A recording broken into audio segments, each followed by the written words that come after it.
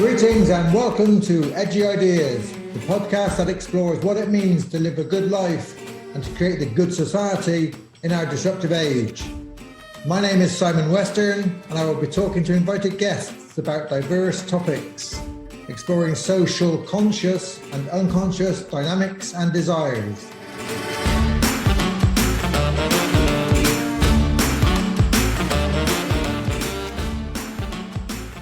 So welcome to this episode of Edgy Ideas in our series Pandemic Psychodynamics. Today I'm delighted to welcome Steven D Souza from London, UK. Steven is an author and co-author of 4 books, most recently Not Knowing with Diana Renner, which won the UK Management Book of the Year. Steven's also been Associate Fellow at Said Business School, the University of Oxford, and currently heads up Executive Development for a global organisation. Steven is also a trained analytic network coach. Steven, you're very welcome. How are you? Thanks, Simon. I'm delighted to be on the podcast and to have this conversation with you. Excited what will happen between us.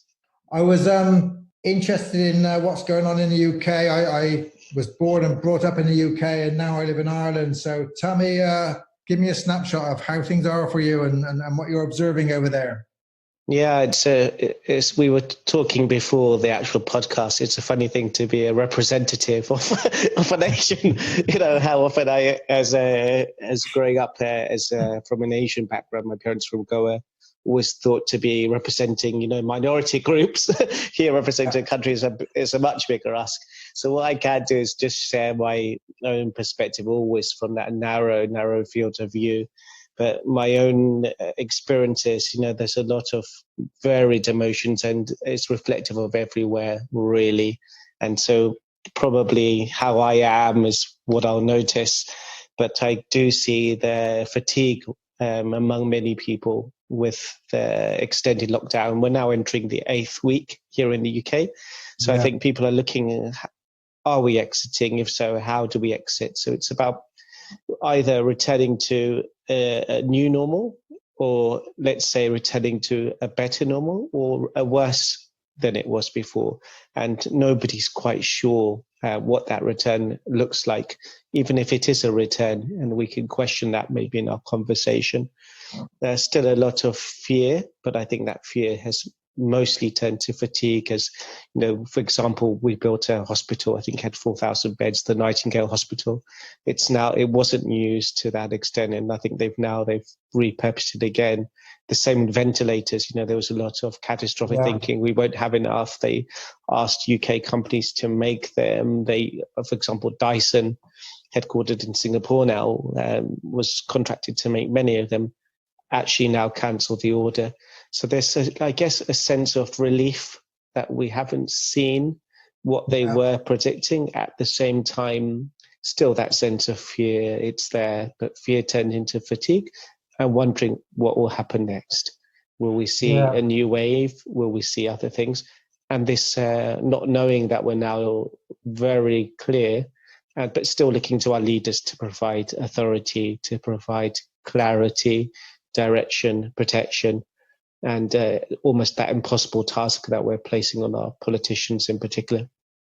Yeah, that's my sense. This fatigue. There's when something like this breaks out, there's a kind of defensive reaction. There's a kind of activism. People jump onto Zoom mania and they build hospitals and they kind of do lots of things very, very quickly.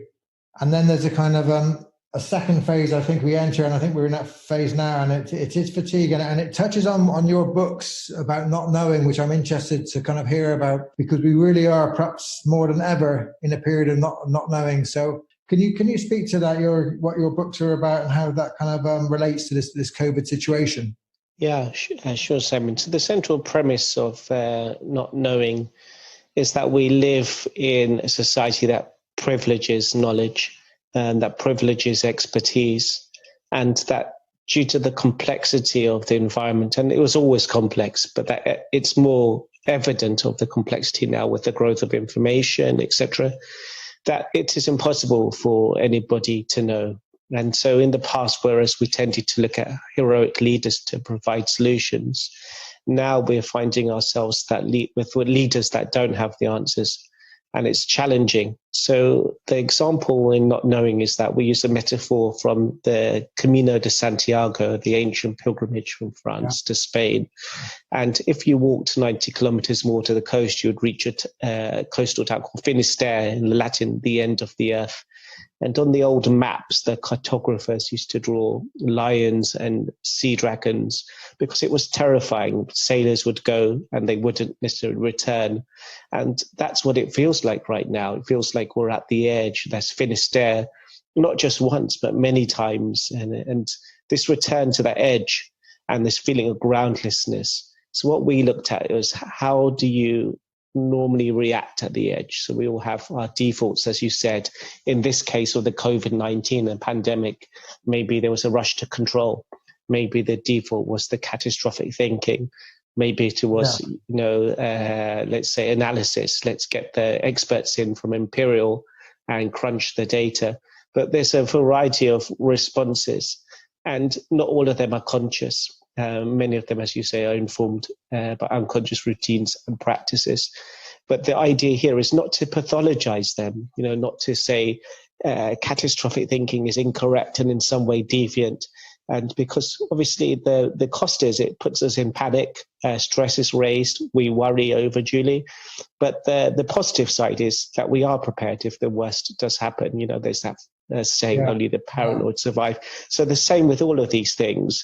The quick action, yes, it could be misaction because it could be seen as the quick fix that doesn't solve the problem, but creates a wicked problem. But the benefit is it may be better than taking no action until it's perfect. So the idea is recognizing what the default is and being able to work with that in a more conscious way, and to share that, recognizing what our shared assumptions are and our shared collective behavior versus just the individual as well. So I'll pause there and I'll talk about not knowing in the broader context, but just keen on your thoughts into some of these patterns that you've noticed, and from your perspective in Ireland, or you're speaking with your listeners from other places.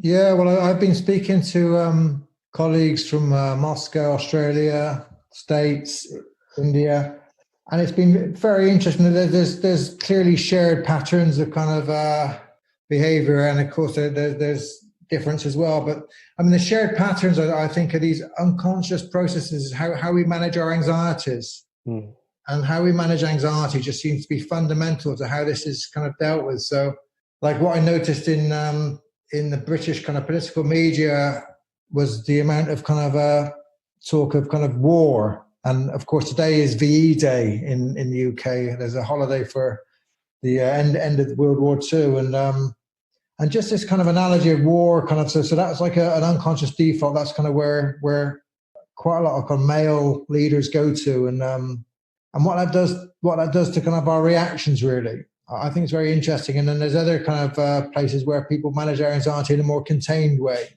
and it allows them to think and I think produce more collaborative kind of results. So this kind of emerging kind of fear, which leads to kind of denial or activism or kind of reactions, or at worst attacking marginal groups, splitting off our kind of our fears and projecting them onto other people is kind of clearly happening. There's a warning today from the World Health Organization about how much marginal groups are getting attacked across the globe. So there's all these kind of unconscious reactions and kind of patterns of behavior which kind of get magnified. Somebody wrote today in the New York Times that COVID is not a great leveler, it's a great magnifier. And I think that's very true. That kind of resonated with me. I don't know what you think. Yeah, I share this similar points of view, and I've noticed the metaphors. The war on is a very popular metaphor, and we've used it for a long time, whether it's the war on drugs or the war on terrorism, which doesn't seem to work. Another metaphor that I've noticed come up a lot in the pandemic is the metaphor of it's a marathon and not a sprint. Mm-hmm. And this idea of continually being prepared and continually being on the edge or almost. And I'm not sure whether it's a metaphor of endurance or it's a metaphor of renewal, a metaphor of resilience. So I think they're very different things. So I wonder if we're just being asked to endure and longer, or we're being invited to actually rethink how we're doing things. And yes, I've seen more polarity, the scapegoating that you mentioned, with finding a them to blame as a way to take back control. And I wonder how we'll see this resurgence of control actually in society. So you've seen that there's been a grab almost on democracy, with more monitoring in countries such as China, countries such as Turkey, countries such as Russia, and a taking away of freedoms that we took for granted. And that may be the same also in the UK. I was speaking, some people will talk about companies where they're enforcing temperature checks, for example, or they'll be doing, looking at remote virtual working, but monitoring that remotely. So we wonder what type of world we're entering into. And this is not being catastrophic, but it's thinking that perhaps it's not we can't go back to the way things were. So what are the ways forward that are emerging right now? And what's our perspective as consultants, as coaches, psychologists, that we can bring to raise awareness around this? Yeah. I mean, one of my concerns in my books over the years has been about a rising kind of authoritarianism and conformism in corporate life. I write about corporate fundamentalism, that there's a kind of a lot of language which kind of covers up what's really going on. So we talk about kind of freedom and choice, but there's been a shift in my lifetime, I think, of kind of a more autonomous, rebellious kind of questioning kind of society to a much more conformist one, and it's showing up politically with kind of people in the West choosing populist leaders, in America, in Europe, and it's kind of almost like choosing some kind of prohibition.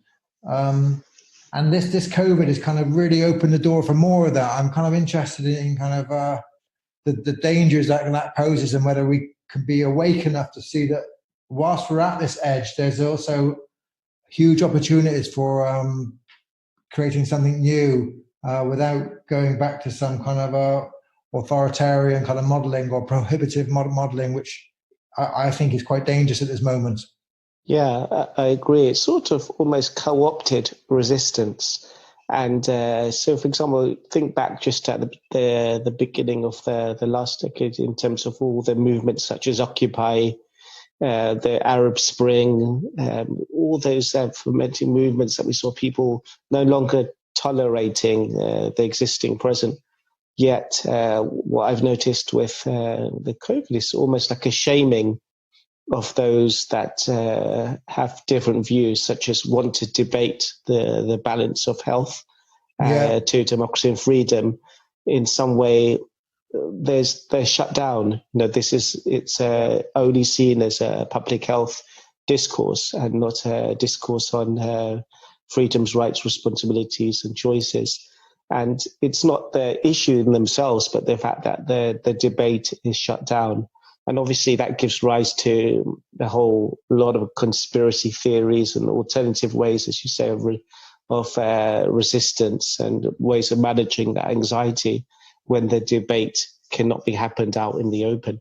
So I think this is something that we need to be watchful of in the coming years as well. Yeah, no, I agree. And there's phrases used which kind of silence people. So the politicians stand up and they say, "We follow science. Science says." I'm like, who can argue with science? That's facts, isn't it? But as we know, that science speaks with many different voices, and then there's many different types of science, and kind of different people interpret science differently. And power play always takes place as well. Who's kind of making the decisions on what basis? But there's these kind of umbrella terms which do silence people, which I think we have to be very wary of. And, I noticed that a lot as well in the world of work, Simon. So there's a rise of the term evidence-based. Yes. And it's almost like presented as if evidence is neutral. Yes, that's right. It's, this is evidence-based, therefore any alternative point of view is nonsense, essentially. And so this idea that what we propose and what we select as evidence is neutral, I think needs to start to be challenged. Now, we're not talking, we've seen the rise of, with Trump, of alternative facts. So this whole idea of, anything that contradicts an opinion is said to be fake or fake news, etc. So how do we have a more balanced discussion about utility and not ignore the dynamics of power, not ignore what do we count as evidence, rather than seeing everything as neutral or in black and white, as you say, or as it's portrayed, as for some purpose. So this is another interesting phenomenon, how that discourse is also within the use of in organizations as well. Yeah, no, I think it's been very much so in organizations, and I think there's just a lack of critical thinking which goes on. I mean, I work with very bright people, bright leaders, really super bright people, but I do notice that quite often that there's a lack of critique of really being able to kind of question this and think about kind of how evidence is used, how kind of numbers are used. And we've known for a long time that numbers can be used in all sorts of different ways depending on kind of who's using them, and that there's not this neutrality.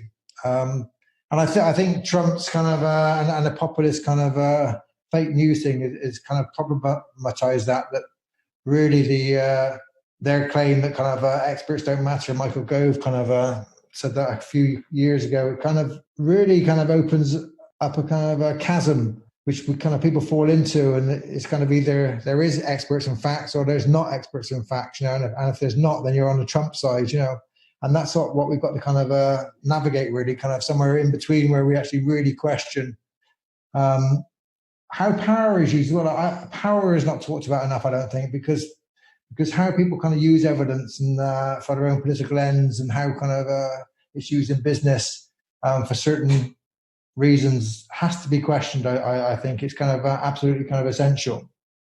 Yeah, no, I agree. This whole emphasis that you quoted Gove, I think there's been that return, like the evidence-based, a return to seeing the doctor or the scientist as the expert to provide direction, as you're pointing out. But we've seen it in wider movements as well. For example, in climate change, how Greta has been on the receiving end of a lot of projection on, in a sense, the voice of the child providing direction, providing hope.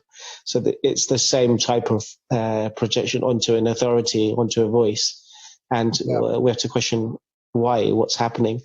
I'm intrigued, Simon, by your own experience in Lacan and this whole concept of how we take pleasure in our displeasure and in our symptoms. So when you view the pandemic from that lens, I'm curious to find out how you're viewing it through a Lacanian lens, particularly in taking pleasure from the displeasure that we're now experiencing with an extended lockdown. Yeah, well, I'm really thinking a lot about it, because one Lacanian view is that we moved from a society of prohibition in the 1950s, where we respected authority figures, we respected the monarchy, we respected the kind of the police and the institutions, and politicians were held in higher esteem. And the society of prohibition said no, is like the pleasure people got were through transgressing prohibition. So like having premarital sex was exciting, and kind of that's how people kind of transgressed the law of the father. And we then moved to a society of commanded enjoyment, where the kind of post-1968 Cultural Revolution opened up a kind of a space where individual freedom was regarded as the most important thing, our own happiness, self-awareness, personal insight. And it was all about kind of, it kind of produced almost a narcissistic society. And now suddenly the door's been slammed shut on that. And people were wondering kind of how would the Brits kind of put up with a lockdown? If we do it too early, they're going to kind of go crazy.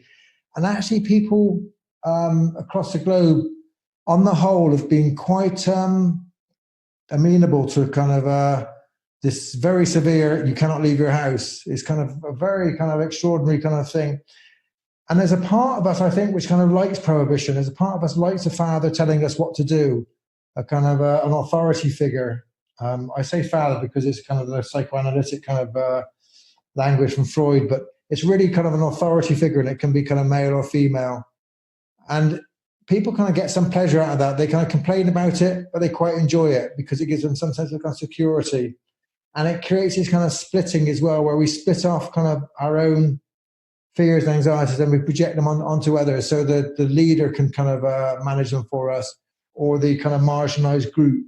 So there's a kind of pleasure in, and almost like I said before this happened, there was this kind of people who were actually choosing more authoritarian leaders anyway, kind of in parts of the world, people who were the most dispossessed perhaps. Yeah, I'm really curious about this, the use of the word father and in terms of authority. And what I've noticed in the media, there's a lot of splitting between the different leadership responses to the pandemic, in that I've seen more emphasis on women leaders being almost held up as exemplars par excellence of handling the pandemic, as contrasted to male leaders. So look at the Prime Minister of New Zealand, for example, or Jacinda Ardern, or you look at Angela Merkel, and you see how did they respond, and almost like talking about a different kind of leadership that was shown.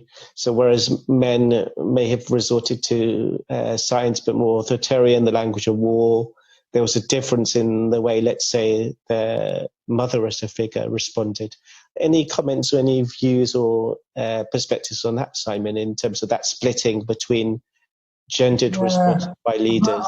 I'm very wary of gender splitting because it can be very essentialist. You know, women are more collaborative, men are more kind of doers. And that language does get into psychoanalysis a lot, which is problematic, I think.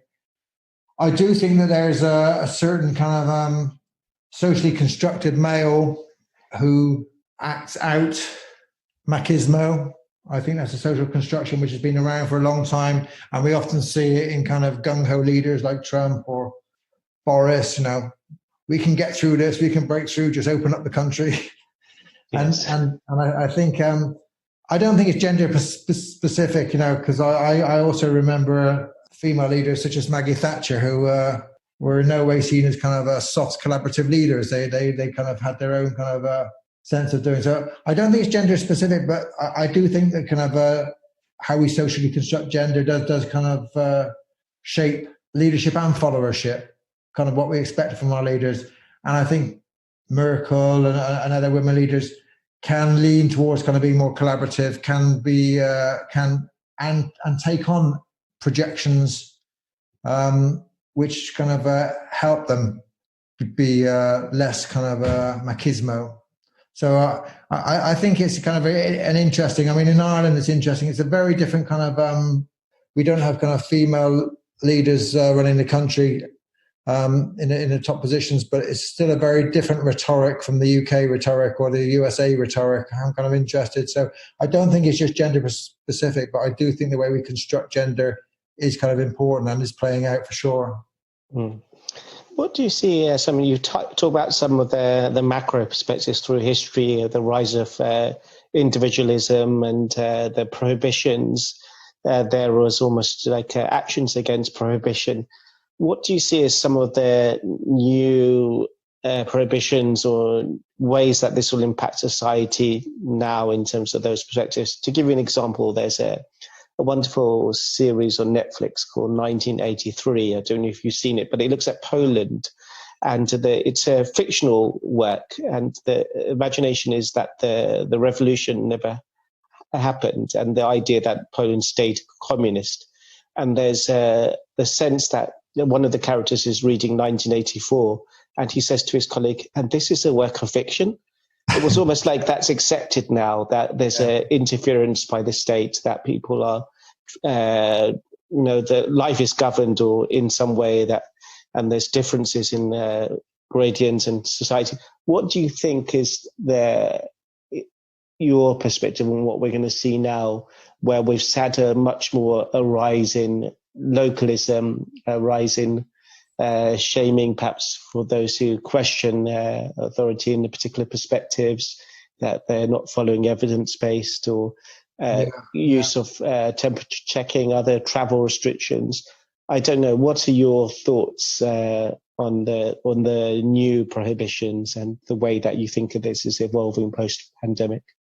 Well, thanks for your question. I think I think we live in dangerous times. I think people on the liberal progressive side of the politics often kind of point at kind of authoritarian leaders, like clear authoritarian leaders, Orban in Hungary, or the Polish kind of leadership, or Trump, and they don't see the splinter kind of in their own eye, where I've written about kind of political correctness and how that's authoritarian as well, because it kind of it limits people's speech, it controls people's speech, and if it controls someone's speech and their discourse, you control their thinking. So people kind of there's authoritarianism coming from different sides. There's authoritarianism coming from our large corporate kind of tech companies, the way Facebook uses our data, how it controls it. It's not just China who's going to kind of control our data. It's kind of the high-tech kind of Facebooks as well. And how much do we kind of put up with this? How much do we kind of accept this? And it becomes like a new norm, I think. And this is kind of worrying me. So for me, there's I don't know what the outcome is going to be, but there's going to be a huge struggle, I think. And I hope people are awakened to this kind of struggle, because we kind of sleepwalk into these kind of areas where things become a bit more authoritarian. And like you say, the guy kind of just wakes up one day and says, this is the new normal. This is 1984. So I think we've people kind of activists and people kind of political thinkers have really got to kind of start asking questions of our corporations, of our authoritarian leaders, and of the kind of the liberal progressive movement, which kind of can be very controlling as well. The environmental movement can be very puritanical in its language and can have a blaming culture. So I think we've got to kind of really kind of fight for kind of an open dialogue, which is basically why I've kind of started this Edu Ideas podcast, because I think these dialogues are absolutely vital. Yeah, and I get the sense that even as I speak to you, it feels a bit edgy. Now, it can feel like an attack. Of course, you should be looking at the evidence. Of course, you should be looking at the science. Yeah. Health authorities are impartial, or World Health, and obviously they're not. All organizations have histories, all have vested interests. But the ability to look at this accurately with some clarity, I think, and from different perspectives, as you say, is the value here.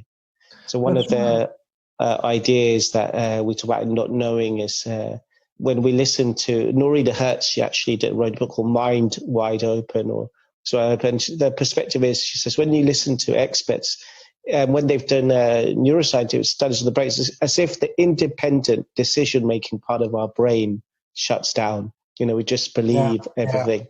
And Taleb, who wrote The Black Swan, he says, it's never a good idea to take advice from anybody wearing a tie. But he was quipping, but what he was pointing to was how we need to be able to introduce these kind of edgy ideas where we don't feel quite comfortable, and having these debates and these conversations, rather than, as you say, removing them from public discourse, taking down the YouTube video, seeing things as dangerous. But who decides? You know, and even that's a controversial, debatable topic, but we don't have that. We just take something down and we already make our judgments. So yes, freedom is being curtailed. I don't know if we're seen as grown up and responsible enough to make our own choices now, and that we need to be protected, as you say, by father or by mother. Yeah, I mean, I've been interested in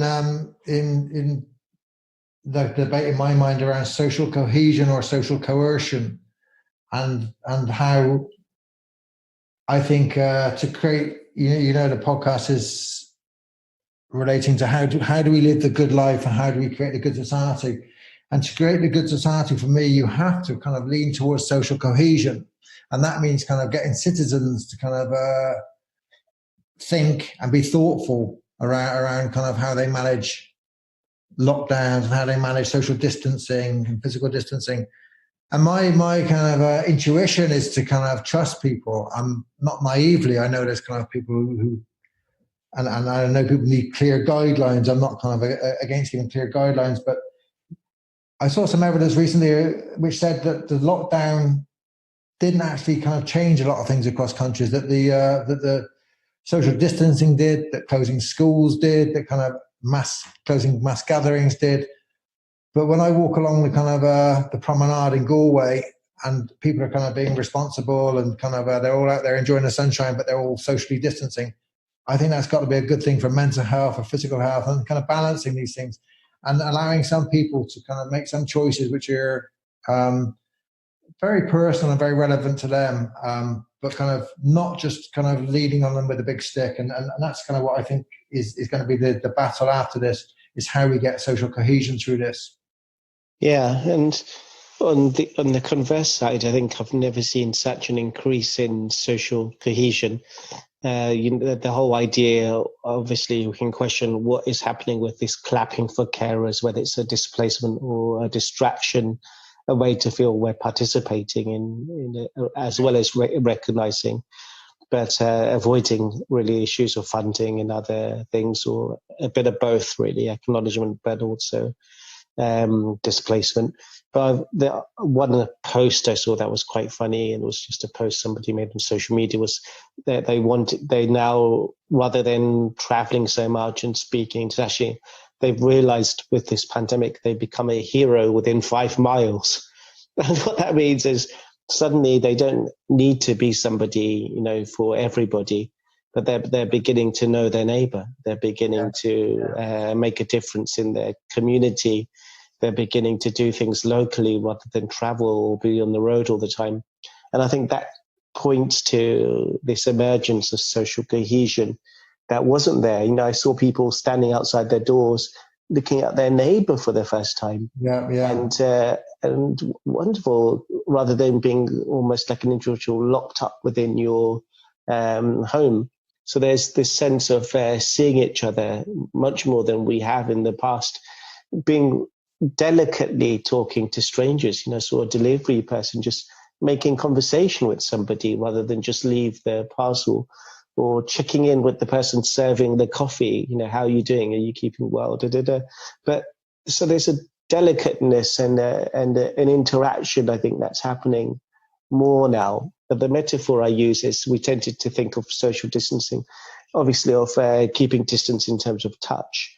But we tend to conceive of touch as physical touch, skin to skin. Yet skin isn't something that's bounded and something that's separate, but we can also think of it as porous. We can think of it as interconnected, much wider than something that is like a carrier bag for our skin and for our bones and sinews and organs, but something that actually connects us. So why I'm seeing as this social cohesion, a different way of conceiving how we touch and are touched by each other, that goes far beyond, the 2 meters, and still allows us to connect, maybe more so paradoxically than before. So to balance that.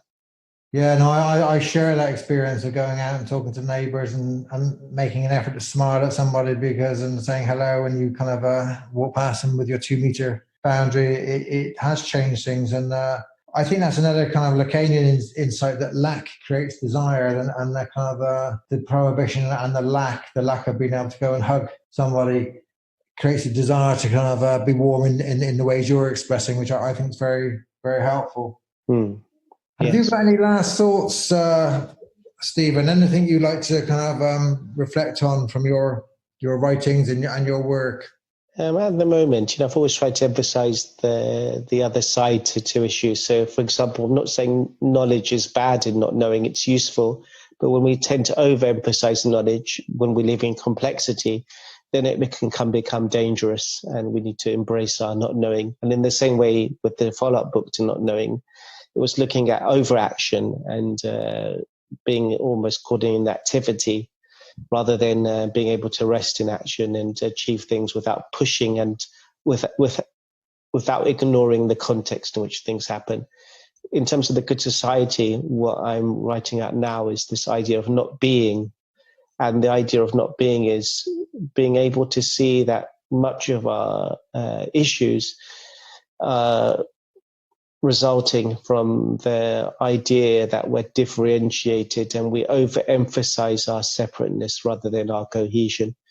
And we tend to think of our identities as atomized, and we live from that place, and we live from a sense of lack, which Lacan pointed to. Yeah. And what I'm differentiating is between personality, or what we know as ego, and being, which doesn't have, is not privatized by an individual, but is almost like a shared quality that is similar to a space in the room that you're listening to this talk to now.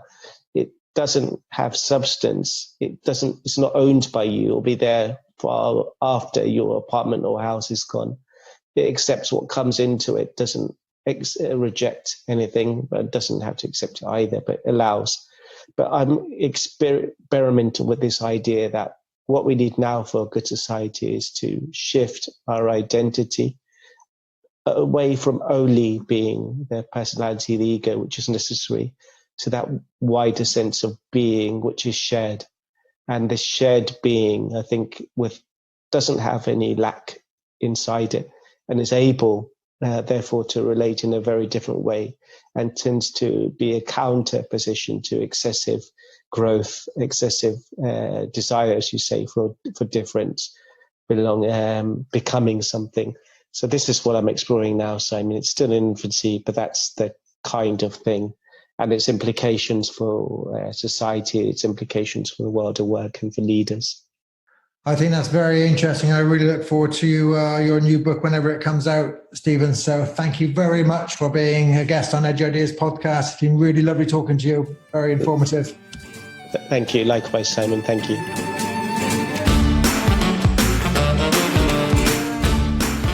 Thank you for listening to Edge Ideas. If you enjoyed our podcast and would like more information about our coaching, training and events, please contact simon@analyticnetwork.com or go to www.analyticnetwork.com.